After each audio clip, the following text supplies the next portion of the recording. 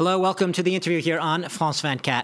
Well, my guest today, the veteran war reporter Janine Di Giovanni, says that when she was first thinking of working in Syria as the country was sliding into war, a longtime friend, a diplomat who had shared many of her earlier experiences in Bosnia, tried to warn her off. He said it would engulf me as Bosnia had done, and he suggested gently that this was probably not a good thing emotionally, Di Giovanni writes in her new book. But when she went anyway, as she's done in other wars in Afghanistan, Iraq, Chechnya, Somalia, Liberia, Rwanda, Sierra Leone, the list goes on. But the result here is a new book in the form of a series of dispatches from Syria entitled The Morning They Came for Us, published by Bloomsbury. Now, it paints a harrowing picture of a nation on the brink of unraveling and of individual resilience against enormous odds at times. Thanks for coming today. Thank you for having me. I want to start at the beginning, which I guess makes sense. When you arrived in Syria, in Damascus, the war, the conflict at that time was already a year old. You arrived in the spring of 2012. And one of the first things you tell us about is that moment you witnessed when slowly everything changes from normal to extremely abnormal. What was that like? Well, I think what really fascinates me about reporting war is that there are these key moments.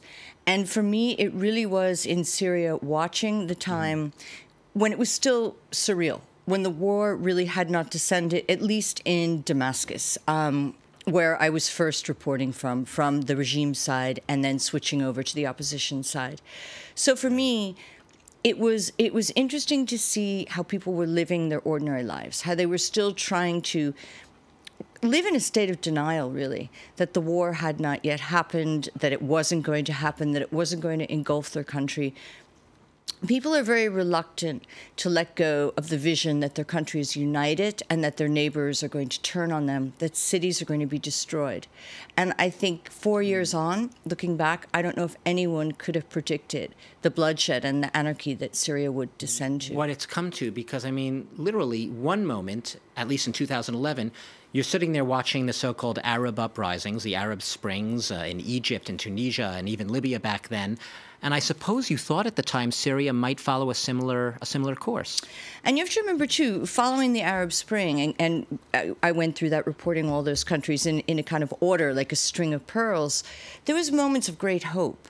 And even though Egypt very quickly descended into chaos, as did Libya, there were these moments where you thought, okay, this can happen. A popular uprising, largely nonviolent, can bring about democratic change, especially to regimes that have had dictatorships for so long. So really extraordinary to see, and that Syria might have followed on to that, but it, as we know, it did not. And let's talk a little bit about that did not, because one of the things that you really spend a lot of time working on, reporting on, is sexual violence against women, but not just women. I mean, both, but predominantly women in Syria. And you have some remarkable accounts of some young women you met, especially one from the western part of Syria, Latakia, which is where Assad is from. Tell us a little about her. Her name was Nada, and you met her. The fact she even spoke to you is incredible. Very, very difficult to gain the trust of victims of sexual abuse during conflict. I've been doing this for a long time. I worked a lot with rape victims in Kosovo, in Bosnia, in Africa. And I know that what you need is time. You can't go rushing into something like this and expect people to open up to you, especially in a Muslim culture where it is so taboo. I mean, for these women to have been raped really means that their lives ahead of them, marriage, children, partnership, is going to be completely destroyed. Nada spoke to you, though, as almost rape is being used as a weapon of war by these thugs, these paramilitary soldiers called Shabia. Yes. She was a young activist who was taken away. In fact, the title comes from her story, because what she said was, "The morning they came for me." She was a young activist that drifted into the revolution and really wanted a democratic country. She was taken away by the security forces, put into prison, and she was raped in prison. One of the really horrific things about her is that she spoke about it eventually as though she was talking about someone else in the room. So this is when they beat me. This is when they did this to me. This is when they forced me to watch this or listen to this. And yet for every nada, we can just assume that there are countless others who are just not going to tell their story for the reasons you said. Absolutely. I mean, first of all, there's many that will deny it, say it didn't happen because they're trying to protect themselves, their families.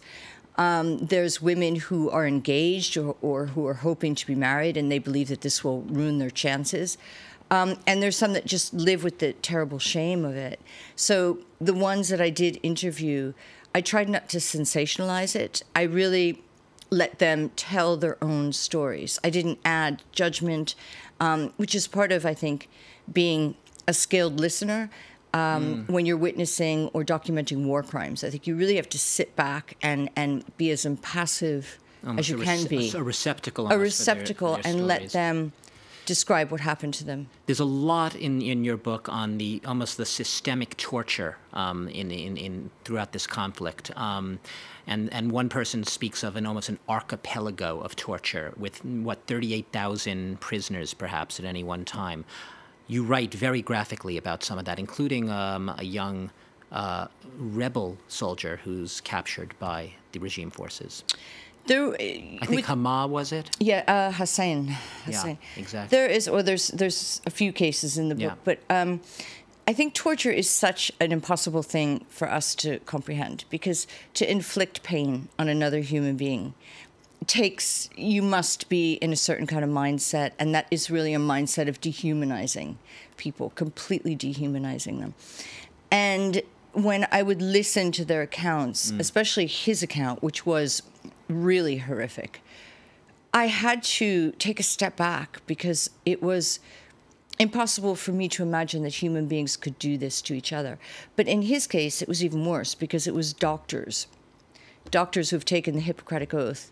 And as we know, Assad is also a doctor. So-called doctors, right? Mengele was a doctor too, exactly, I suppose. Who could do this to another human being. So after really spending 3-4 years working on this book, writing it, documenting torture, documenting rape, very, very difficult to take all of this in and to process it, which I think is initially why my friends said to me, you don't need to get as involved as you have been in the past in other conflicts. You did get emotionally involved. I mean, you held it most of the time. There was one instance where you broke down, I believe, in a hospital when a young child died, just because he had a respiratory infection, not because of a battlefield wound. Yes. You know, I mean, the suffering of children in wartime is probably the most unbearable thing to take. I mean, anyone's suffering is hard to take. And being a reporter, being someone that's standing by, I'm not a doctor, I don't work for the UN, I don't have the ability to take them with me and bring them out of the country. So this, I think, is a big part of the reporter's guilt, that you go to these places, you're listening to people's stories, you're seeing their absolute misery, and then you're leaving. So this one incident, I was in a hospital, a kind of makeshift hospital in Aleppo. A baby was brought in who was suffering from a respiratory condition that could be treated in Paris or anywhere else in the world by a pharmacy. It wasn't even that complicated, bronchitis or something like that. And the doctors worked and worked and worked on him and really struggled to keep him alive. But he died within minutes. And just being in this incredibly intimate environment with the mother, the father, the doctor, myself, I felt so drawn into this tragedy, and I began to cry. And I very quickly, didn't want the mother or the parents to see me, so I went into another room. But there's times when you just can't see so much, you can't keep a it. Journalistic distance, I suppose. Janine, one of the things we tend to forget with this war is it began as peaceful protests in the beginning, and actually there wasn't really the sectarian, ethnic, religious division. Do you think there's any way, given what you've observed, the human suffering in Syria, is there any way they could go back to the pre-war tolerance? I've been reading quite a lot of proposals for what Syria could be, what it will look like post-war, post-conflict. I think most people feel that it will be in some way decentralized, that there will be...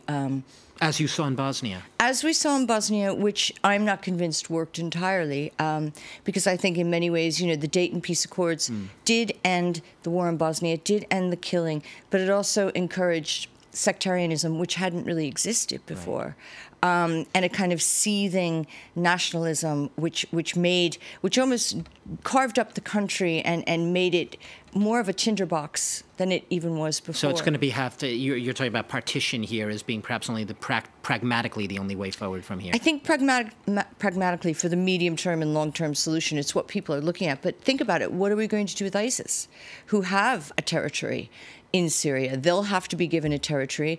The Alawites, which of course is Assad's group, will have to be given a territory, but they'll need peacekeepers, someone to protect them, because they'll be slaughtered if there is. I mean, just as I hear you Sunni saying, the detail of how to carve it up is just monumental. We have just a tiny bit of time. I'm sorry. I just want to ask you very briefly, Janine, before we go, are you going back to Syria? This book covers the early stages of the war. Do you have plans to go back in the near future? And yes. Where? I mean, I would love to, if I could go back to Damascus. The regime has not let me in for quite some time. They tend to ban reporters that they don't like if you're saying what they don't used to let you in regularly. They used to let me in regularly. I would love to go back to Damascus because I would like to see what they're thinking there, what the regime is thinking, what Assad is thinking, what his plans are, where he's going to go, and what's going to happen to his country. Janine Di Giovanni, we're going to have to leave it at that. A really harrowing account, tales of the war. Dispatches from Syria, just out, Bloomsbury publisher, the morning they came for us. Really tales of individual suffering from Syria itself. And maybe you'll go back, maybe not. But thank you very much for your time today and bringing a little bit of a personal vision of what's going on in a very complicated war. And thanks to all of you for watching the interview here on France 24.